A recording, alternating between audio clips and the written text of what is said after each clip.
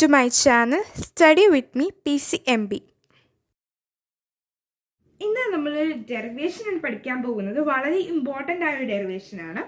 Relation between VD and I.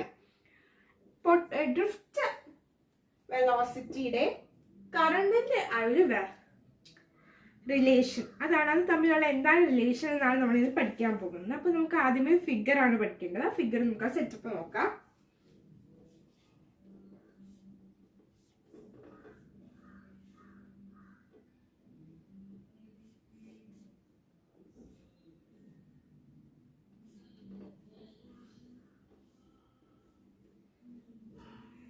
ഇങ്ങനെയാണ് ഇതിന്റെ setup.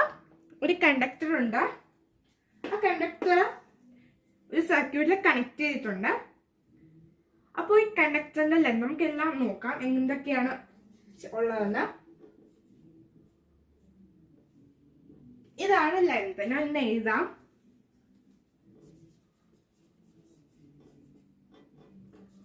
കണ്ടക്ടറിന്റെ ആണ് എഴുതിയിരിക്കുന്നത്. കണ്ടക്ടറിന്റെ ലെങ്ത് എല്ലാം.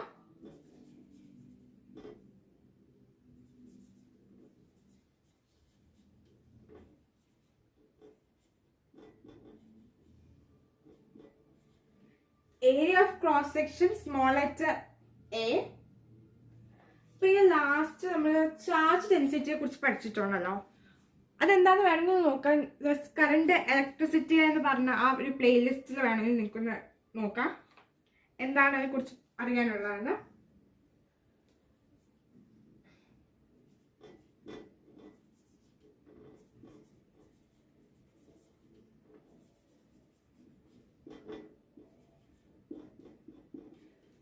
നമ്പർ ഓഫ് ചാർജ് ഡെൻസിറ്റി നമ്മളിവിടെ N ആയിട്ടാണ് എടുക്കുന്നത്.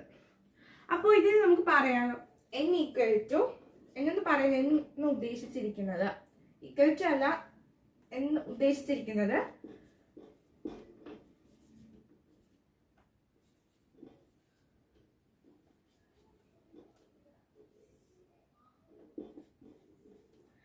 Number of electrons by volume. Charge ഡെൻസിറ്റിയെ പോലെ തന്നെയാണ്. അപ്പോൾ നമുക്ക് ഡെറിവേഷൻ സ്റ്റാർട്ട് ചെയ്യാം. അതിനു മുമ്പ് ഒരു കാര്യം പറയാം. നമുക്ക് ഒരു സിലിണ്ടർ, ഇത് കണ്ടക്ടർ ഒരു സിലിണ്ടർ ഷേപ്പിലാണ്. അത് മെയിൻലി നമ്മൾ വരയ്ക്കുമ്പോൾ കണ്ടക്ടേഴ്സ് സിലിണ്ടർ രൂപത്തിലായിരിക്കും. കാരണം കണ്ടക്ടേഴ്സ് എന്ന് പറഞ്ഞാൽ മോസ്റ്റ്ലി മെറ്റൽസ് ആണ്. മെറ്റൽസ് വയർ ഫോമിലാണ് സാധാരണ കാണുന്നത്. അതുകൊണ്ടാണ് അങ്ങനെ വരയ്ക്കുന്നത്. അപ്പോൾ വോളിയം എന്താണ്? ഒരു കണ്ടക്ടറിന്റെ വോളിയം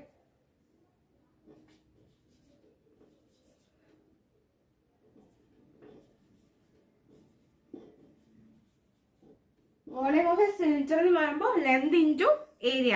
ഇവിടെ L ഇൻറ്റു A. അപ്പോൾ ഇതൊക്കെയാണ് നമുക്ക് അറിയേണ്ട കാര്യങ്ങൾ ആ ഫിഗറിനെ ബേസ് ചെയ്ത്. നിങ്ങൾക്ക് കംപ്ലീറ്റ് ആയിട്ട് ഡെറിവേഷൻ സ്റ്റാർട്ട് ചെയ്യാം.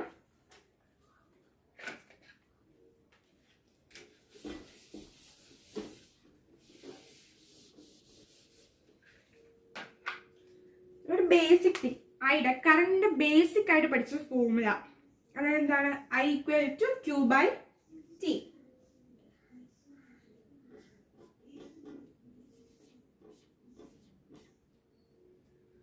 I equal to Q by T. ഇനി നമുക്ക് Qൻ്റെയും Tയുടെ വാല്യൂസ് കണ്ടുപിടിക്കാം. എന്നിട്ട് അത് Iലേക്ക് കൊടുക്കണം. കാരണം നമ്മളിവിടെ ഐക്ക് കറണ്ടിൻ്റെ ഒരു റിലേഷൻ, കറണ്ടും അതിനകത്ത് വരുന്നുണ്ട് റിലേഷൻ നോക്കുമ്പോൾ. അപ്പോൾ നമുക്ക് ആദ്യം Q നോക്കാം. Qൻ്റെ വാല്യൂ എന്തായിരിക്കും? ഇത് ഇക്വേഷൻ നമ്പർ 1 എന്ന് കിടക്കട്ടെ. അപ്പോൾ അതിന്റെ Qന്റെ വാല്യൂ നോക്കാം.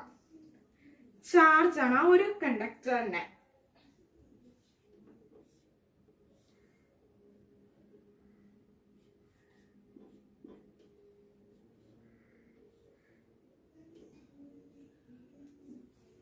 ആ ഒരു കണ്ടക്ടറിൽ ഉള്ള ചാർജ് ആണ് നമുക്ക് കണ്ടുപിടിക്കേണ്ടത്. അപ്പൊ ആ ചാർജ് എങ്ങനെ കണ്ടുപിടിക്കുമെന്ന് വെച്ചാൽ ഒരു കാര്യം പറയാം. അതായത് ഒരു യൂണിറ്റ് വോളിയത്തില് N ഇലക്ട്രോൺസ് ഉണ്ടെന്ന് വെച്ചോളൂ.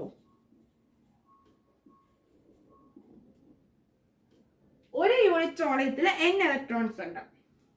അപ്പോൾ അതുപോലെ തന്നെ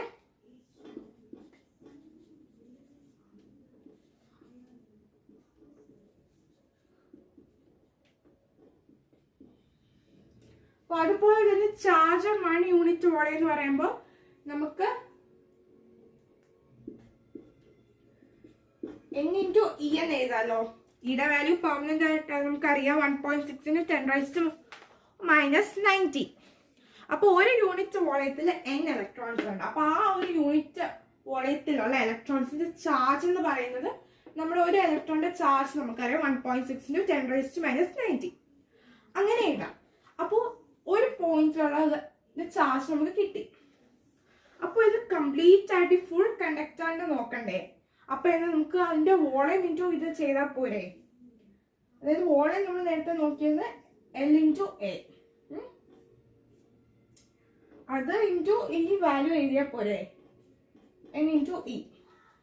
ഒരു യൂണിറ്റ് വോളിയത്തിൽ n ഇലക്ട്രോൺസ് ഉണ്ട്. അപ്പൊ ഒരു യൂണിറ്റ് വോളിയത്തിലുള്ള ചാർജ് എന്ന് പറയുമ്പോൾ ആ n ഇൻറ്റു ആ ഉള്ള ഇലക്ട്രോൺ ഇൻറ്റു നമ്മുടെ ഒരു ഇലക്ട്രോണിന്റെ പെർമനന്റ് ചാർജ് 1.6 × 10⁻90 അത് വെച്ച് മൾട്ടിപ്ലൈ ചെയ്യാം. അപ്പോൾ ഈ കംപ്ലീറ്റ് കണ്ടക്ടറിനകത്തുള്ള ഇലക്ട്രോൺസ് നോക്കണമെങ്കിൽ ആ ഇലക്ട്രോൺസിന്റെ വോളിയം ഇൻറ്റു ആ ചാർജ് അത് എത്രയാണ് ചെയ്യാനുള്ളത്.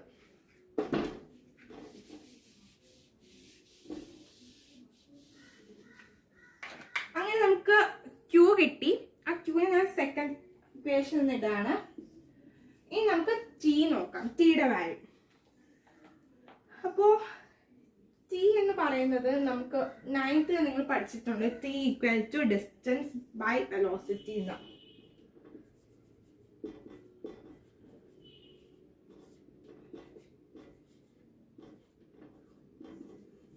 ഡിസ്റ്റൻസ് ബൈ വെലോസിറ്റി എന്ന് പഠിച്ചിട്ടുണ്ട്. അപ്പോൾ ഈ ഒരു കേസിൽ അവിടുത്തെ ഡിസ്റ്റൻസ് എന്താണ്? ആ കണ്ടക്ടറിന്റെ ലെന്ത് ആണ്. അപ്പോൾ L എന്നിടാം. പിന്നെ ഇവിടുത്തെ വെലോസിറ്റി എന്താണ്? Drift velocity VD. ഇത് തേർഡ് ഇക്വേഷൻ ആയിട്ട് ഇടാം. ഞാൻ ഇതൊന്ന് റബ്ബ് ചെയ്യാണ് മുകളിൽ എഴുതിയിരിക്കുന്നത്. എനിക്കത് അവിടെ പിന്നെ എഴുതാം.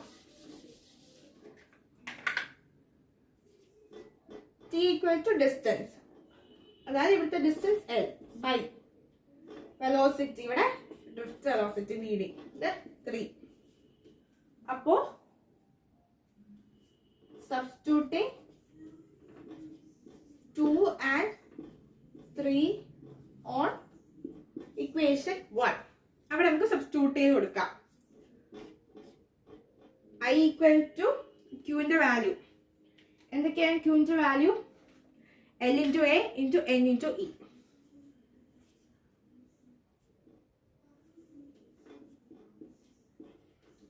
divided by L by VD. രണ്ടിടത്തും L ഉണ്ടല്ലോ, അപ്പൊ നമുക്ക് L ക്യാൻസൽ ആയി പോകും. പിന്നെ താഴത്തെ ഈ ഇക്വേഷനെ ഡിനോമിനേറ്ററിൽ കിടക്കുന്ന ആ ഒരു ഫോമിലും താഴെ ഡിനോമിനേറ്ററിൽ VD ഉണ്ട്. അപ്പൊ ആ VD മേളിലേക്ക് ചെല്ലും. അതായത് I = A × NE × VD. ഇത്രയേ ഉള്ളൂ ചെയ്യാൻ. ഇതാണ് റിലേഷൻ. ഐയുടെയും വിയുടെയും തമ്മിലുള്ള റിലേഷൻ ഇതാണ്. I = ANE × VD.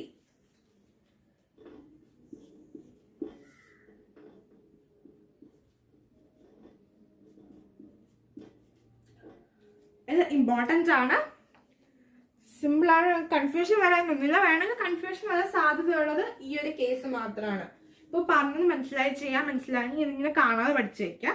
ഈ L A ആ ടേംസിൽ പഠിക്കാതെ ചിലപ്പോൾ ഈ ക്വസ്റ്റ്യനിൽ ആ കണ്ടക്ടറിന്റെ ലെന്ത് വേറൊരു വാല്യൂ ആയിട്ട് P എന്നായിരിക്കും തരിക. അപ്പോൾ നമുക്ക് അവിടെ P എന്ന് ഒരു ഇത് കൊടുക്കാം. അപ്പോൾ ഇവിടെ P തന്നെയാണ്, കാരണം ഇത് ഡിസ്റ്റൻസ് ആണ് എടുക്കുന്നത്. ഈ സെയിം കാര്യം തന്നെയാണ് ഇവിടെ വരുന്നത്. അപ്പോൾ അത് ക്യാൻസൽ ചെയ്യും. ഇപ്പോൾ ഇതാണ് കിട്ടുന്ന ഫൈനൽ ആൻസർ. അപ്പോൾ ഇത്രയേ ഉള്ളൂ ഡെറിവേഷൻ. അപ്പോൾ താങ്ക് യു.